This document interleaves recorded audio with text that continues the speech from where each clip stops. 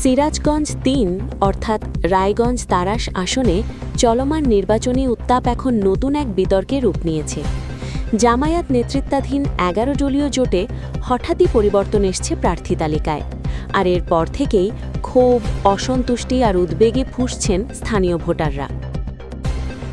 সাতক্ষীরার কালীগঞ্জ উপজেলার কৃষ্ণনগর ইউনিয়নে বাংলাদেশ জামায়াতে ইসলামীর একটি ওয়ার্ড কার্যালয় উদ্বোধন করা হয়েছে। শুক্রবার সন্ধ্যায় ইউনিয়নের ৭ নম্বর ওয়ার্ডে এই কার্যালয়টির আনুষ্ঠানিক সিরাজগঞ্জ ৩ আসনে নির্বাচনী মাঠে উত্তাপ বেড়েছে রাজনৈতিক সিদ্ধান্ত নিয়ে।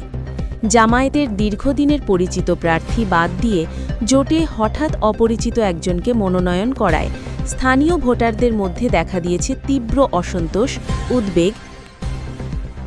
গাজীপুরের কালিয়াকৈরে অনুষ্ঠিত হয়েছে একটি ব্যতিক্রমী ও সৃজনশীল অনুষ্ঠান, কালিয়াকৈর প্রেস ক্লাব ২০২৬ বাৎসরিক ক্যালেন্ডার বিতরণ। প্রেস ক্লাবের নিজস্ব ভবনে আয়োজিত এই অনুষ্ঠানে উপস্থিত ছিলেন প্রেস ক্লাবের সভাপতি, সম্পাদক, বিভিন্ন নরসিংদীর শিবপুরে অপরাধ দমন, মাদক উদ্ধার, গরু চোর চক্র আটক এবং বিভিন্ন মামলার আসামি গ্রেফতারে অসামান্য ভূমিকা রেখেছেন শিবপুর মডেল থানার উপপরিদর্শক